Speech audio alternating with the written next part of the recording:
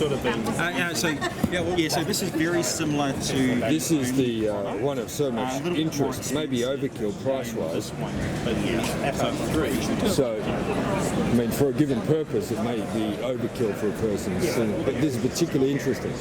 So what they've got is a bi-directional charger. The charger itself is DC, so that's DC plug into your vehicle. This demonstration vehicle parked here. Why use the AC charger? Just have a DC wall box. So it converts the AC into DC inside the box instead of using the onboard charger. Makes sense. And then it's internally it can do bi-directional and just do all that in reverse. And then what happens is they've got the diagram. You have to connect it. That's the way it's done to the circuit box. So if your circuit box was in your garage, it's lower cost installation. But if they have to run a cord track to the existing house wall box,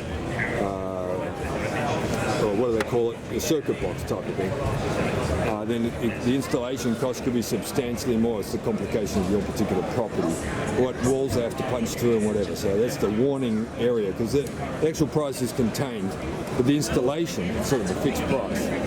But it's the installation that can be sort of a nightmare where it's different for your house and you don't know the cost up front. So this is a product there that is just so different and new to the market in what it delivers, and that's a standout because of that. And for somebody who had the money, then it could just be a more fun way to go with the vehicle delayed function if it ever was useful to you. But it all fit in, it's integrated into your house, it goes to that circuit box of your house, so it's all set to properly work. So if it ever helped you, then great. If you've got the money, it can just be a more fun option for your charging solution. And then we ask what is for the price, which is the unit itself. It says supply and installation on the card here. So with a reserve that if your installation is more difficult, it probably goes up. That's inherent, I suppose. And is that 22 kilowatt or is that more the basic 7 kilowatt?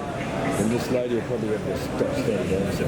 You might be able to just answer with this fancy one, the DC charger. Is that 22 kilowatt or 7? It's 7. It's actually in here. Oh, great. 7. Yep. So 7. Is there a 22 kilowatt version?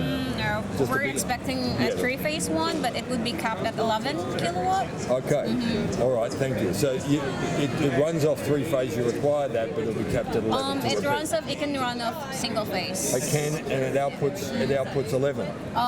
This one does. This one does. That one's single phase. The other one that's coming. The other one is coming to 3-phase. It is requiring 3-phase. It is required. This one can also work with the 3-phase, but it will be, of course, it's just 7.4. Beautiful. You covered everything. Thank you very much.